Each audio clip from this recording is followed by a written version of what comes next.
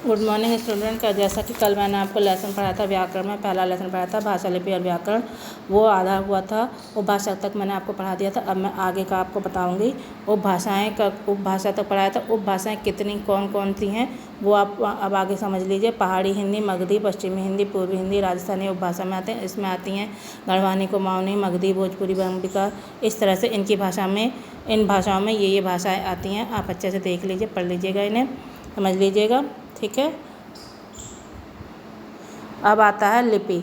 लिपि का अर्थ है लीपना। जैसे कि किसी भी घर को साफ़ करने, सुथरा रखने के लिए हम लोग उसकी मिट्टी वाले घर को हम लीपते हैं, पूछते हैं, उसको लीपना कहते हैं। घर में पुताई करना, इसको लीपना कहलाता है, यानी साफ। तो उसी तरह भाषा को भी अच्छा स्वच्छ रूप देने के लिए लीपना लिपि कहलाता है। लीपने का मतलब उसको सुंदर बनाना लिपि कहलाता है। तो उच्चारित ध्वनियों को लिखने की विधि लिपि कहलाती है। यानी जो भी हम बोलते लिखते हैं, जो भी हम बोलते हैं उसको जो हमारा लिखने का ढंग है वो लिपि कहलाता है। अब लिपि भी हमारी जैसे हिंदी की भाषा की लिपि है देवनागरी, नेपाली की लिपि देवनागरी, नेपाली, संथाली, बोडो, ये सब देवनागरी लिपि में आते हैं। उर्दू, पंजाबी, बंगला, ये सब उर्दू आती है फारसी में, पंजाबी आती है गुरुमुखी में, और बंगला आती है बंगलाई में।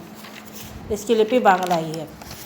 अगर संस्कृत, मराठी, कश्मीरी, ये सब आती हैं देवनागरी में। अंग्रेजी, जर्मन, फ्रांसीसी, ये सब आती हैं रोमन में। फिर देवनागरी लिपि की भी विशेषताएं बताई गई। देवनागरी लिपि की विशेषताएं ये बताई गई हैं, देखिए लिखी हुई है इसमें। देवनागरी विश्व की एकमात्र वैज्ञानिक लिपि कहलाती है। फिर वो ध्वनि के लिए एक चिन्ह निर्धारित है उसका। फिर लेखन का मुद्रण में एक रूपता, रोमन, ये सब ब्रैकेट में दिया हुआ है, आपको अच्छे से दिखाई दे रहा होगा। इसके बाद देवनागरी लिपि बाईं से दाईं ओर लिखी जाती है, जबकि फारसी जो है दाईं से बाईं ओर लिखी जाती है, उल्टी लिखी जाती है। लिपि चिन्हों के नाम और ध्वनि में एक रूपता। रोमन में वर्ण का नाम सी ध्वनि का है, सी ध्वनि और का है। और अंग्रेजी भाषा में वर्तनी की समस्या को सुलझाने के लिए देवनागरी का आधारित देवलोक लिपि प्रस्तावित की गई है। कंप्यूटर व यूनिकोड द्वारा देवनागरी लिपि में लिखे गए लेख को किसी भी भाषा में अनुवाद किया जा सकता है। इसलिए हमारी देवनागरी की लिपि बहुत ही विशेष है और उसकी मुख्य विशेषताएं हैं। इसके बाद आता है हिंदी में साहित्य।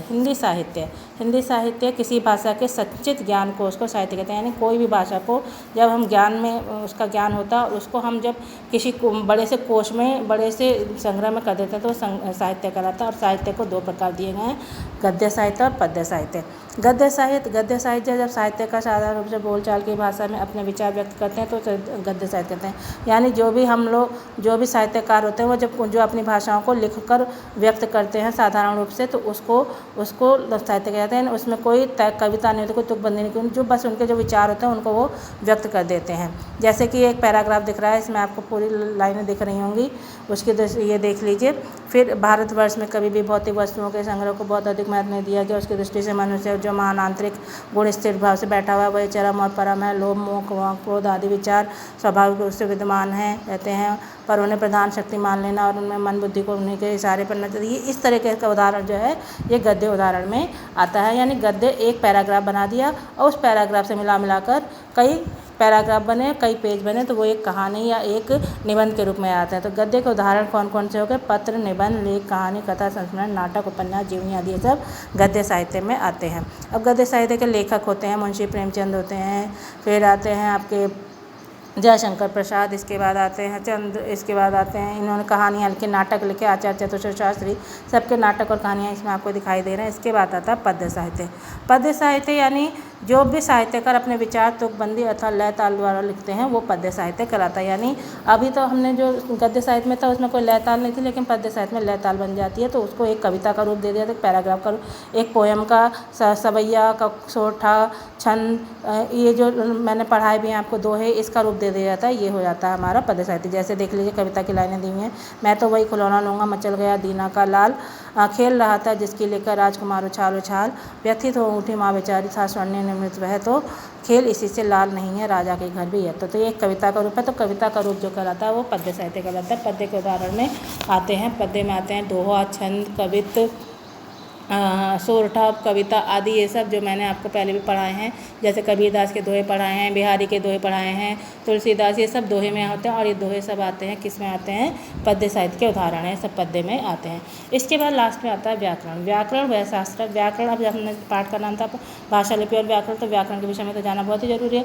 तो कोई भी भाषा है उसको व्यवस्थित रूप देने के लिए जो हम वाक्य व्यवस्थित मेल से जो भाषा बनाते हैं उसको हम क्या कहते हैं? व्याकरण के द्वारा ही बनाते हैं। बिना उसके हमारी व्याकरण, हमारी हिंदी जो है हमारी कोई भी भाषा अधूरी रहती है बिना व्याकरण के ज्ञान की। तो साधारण रूप में हम कह सकते हैं कि व्याकरण वह शास्त्र है जो भाषा को शुद्ध रूप में प्रयोग करना सिखाता है। यदि हम कोई गलत वाक्य लिख रहे हैं या बोल रहे हैं तो उसको शुद्ध करना व्याकरण के माध्यम से आता है। तो उसको लिए भी व्याकरण के 3 भाग बताए गए: वर्ण विचार, शब्द विचार और वाक्य विचार। मैंने आपको पहले पिछली कक्षाओं में सब पढ़ा चुकी हूँ।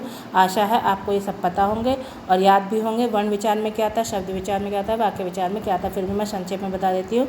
वर्ण विचार में छोटे आ से लेकर ज्ञा से ज्ञानी तक का ज्ञान कराया जाता है। शब्द विचार में उन्हीं अ से ज्ञा से ज्ञानी तक के शब्दों को लिखना पढ़ना सिखाया जाता है। और वाक्य विचार में उन्हीं के द्वारा वाक्य बनाकर किस तरह से पद, वाक्य, साहित्य करे जाते हैं, के ऊपर पढ़ाया मैंने आपको। वो सब मिलाकर वाक्य विचार करके एक पैराग्राफ, एक कहानी, एक कविता इस रूप में निर्धारित किए जाते हैं। तो इसी के साथ पाठ समाप्त होता है। आशा करते हैं आप सभी को ये पाठ अच्छे से समझ में आ गया होगा।